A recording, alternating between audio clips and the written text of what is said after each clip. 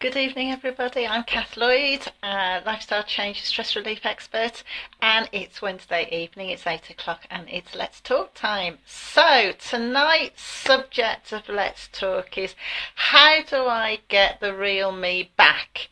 And the reason why I have chosen this subject to talk about tonight is because I get quite a lot of people coming to talk to me about these sorts of things, that as they are going through life, life gets a little bit more complicated as we grow up, with the different roles and the different responsibilities that we take on, and time becomes a lot more precious to us. And unfortunately, with the precious commodity of time, our roles and responsibilities that we take on, we tend to, unfortunately, is put ourselves at the bottom of the pile, at the bottom of the list to to give ourselves the time that we need to be connected with ourselves. So how do we start to manage this, or how do we start to reverse the process so that you can start to feel the real you again? Well, it's time that you need to spend reflecting and analysing. So it's about looking at what's been going on previously. Okay.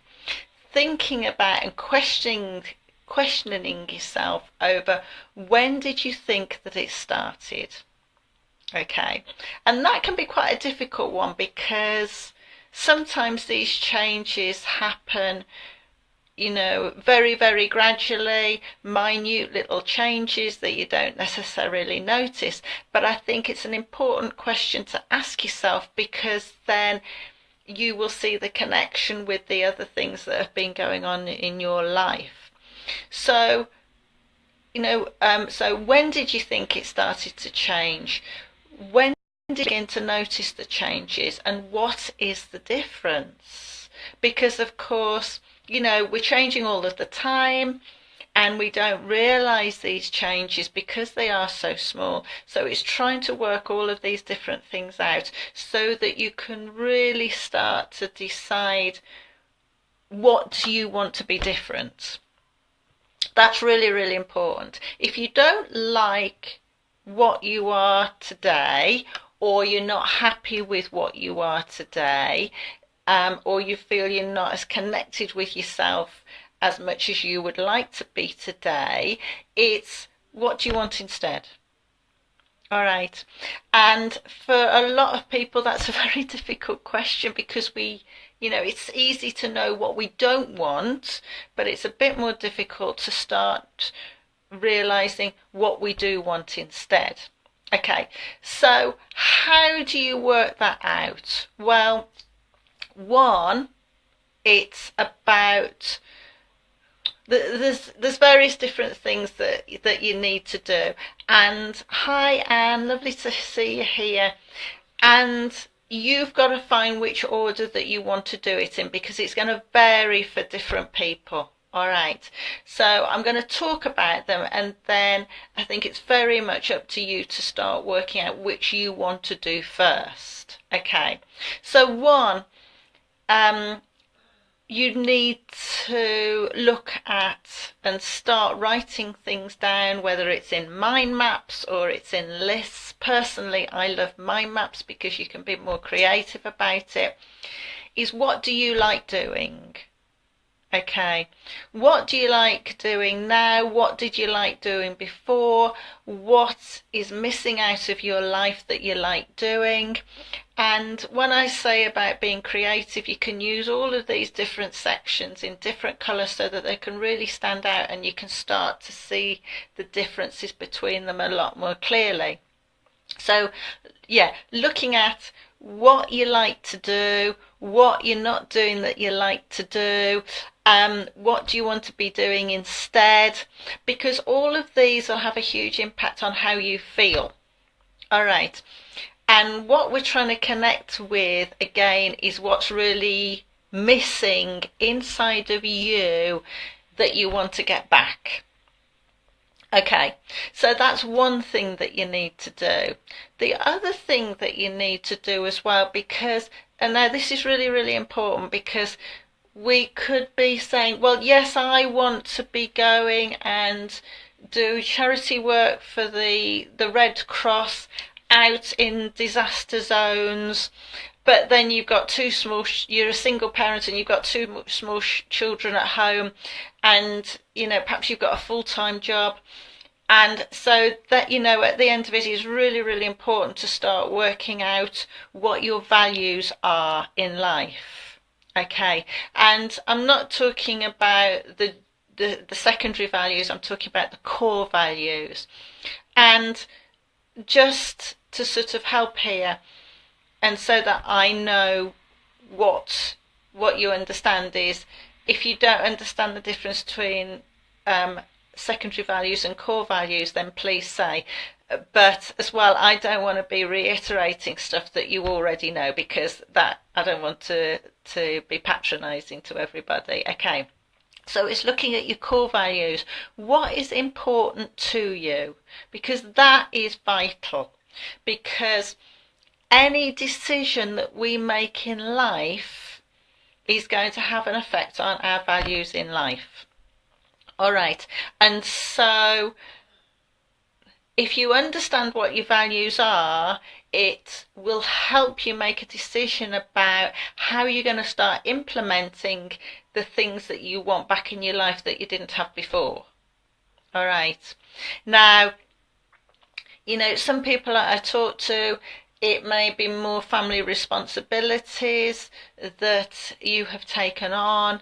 It might be that a lot of people that I speak to, they can feel self-conscious with new family members, when the family grows, about how they actually are, their own personalities, and they feel that maybe they are smothering other people with their personality.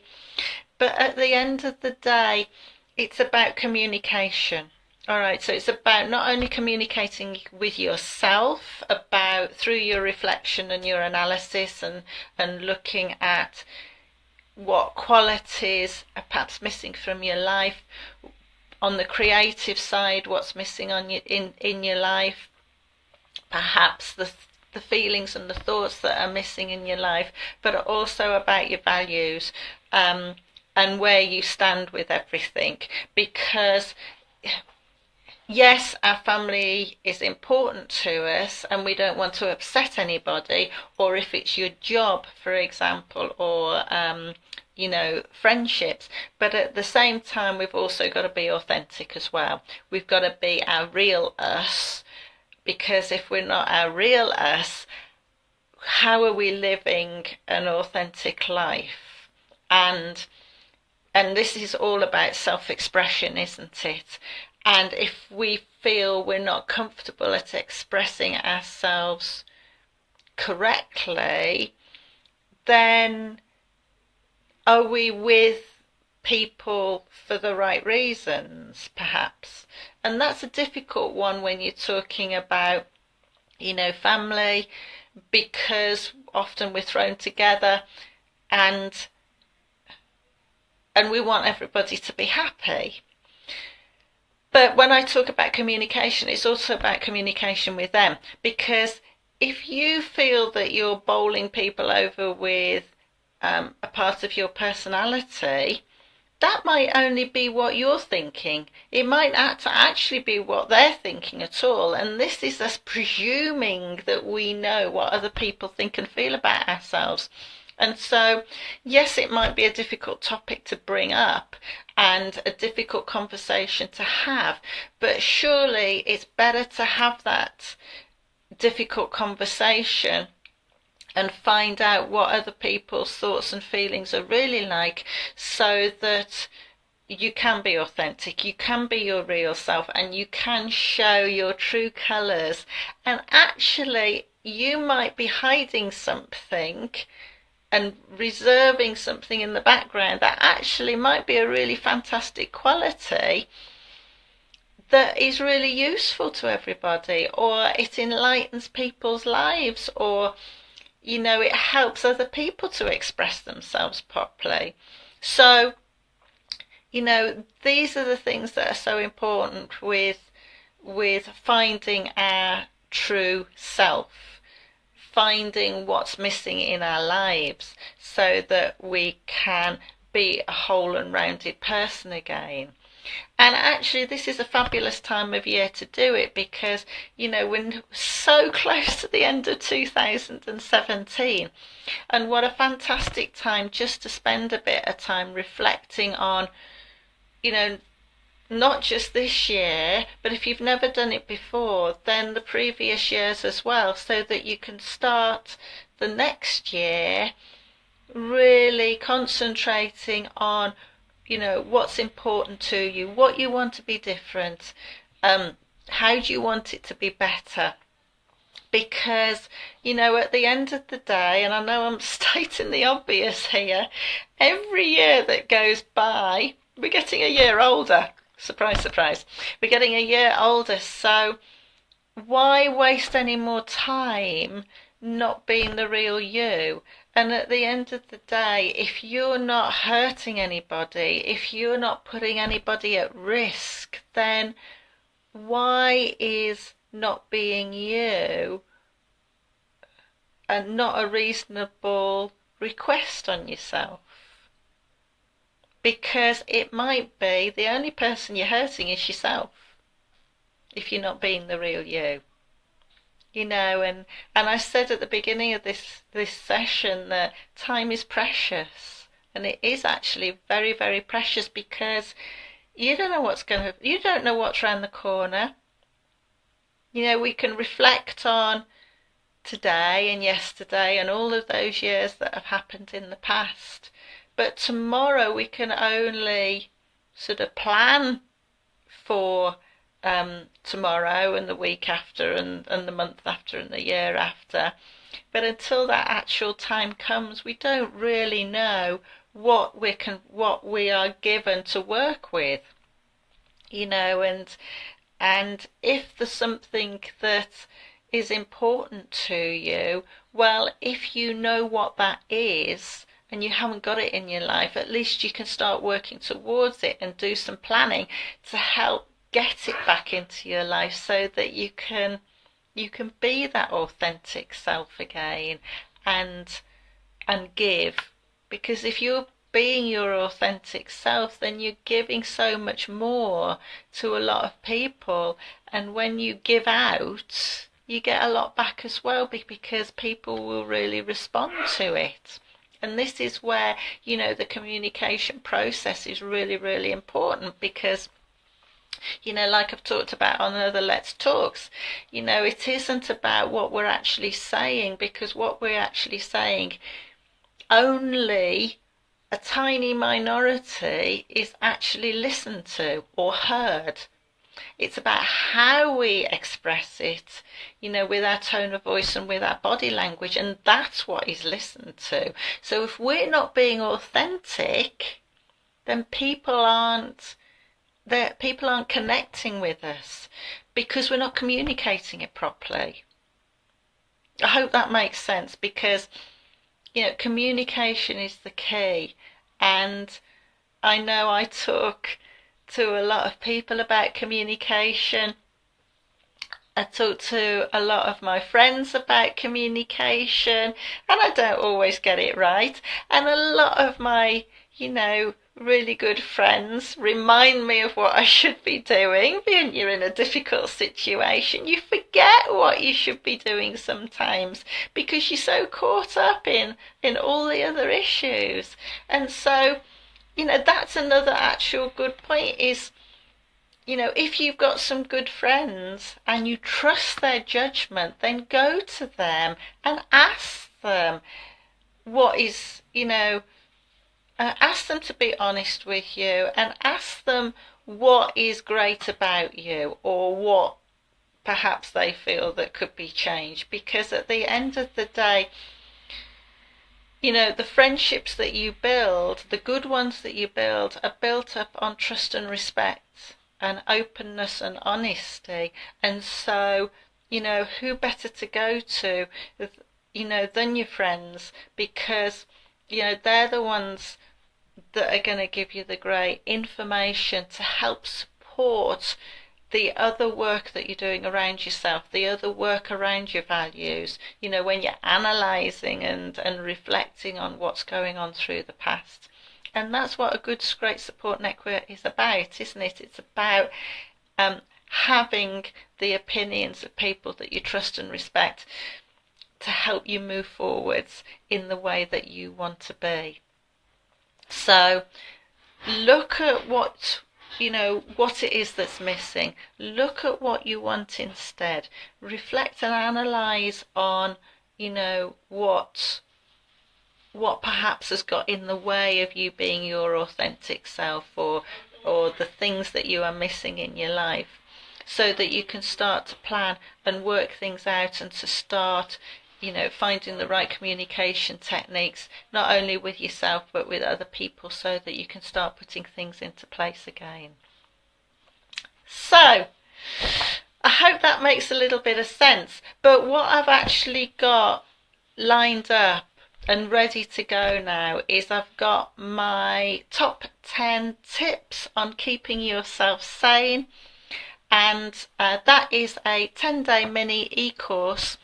And if you go and register today on www.kathlloyd.co.uk, you've got enough time to start working on this before Christmas, so that you can really get yourself prepared, so that you can enjoy Christmas, have some great communication, and really be in a great position to start your 2018.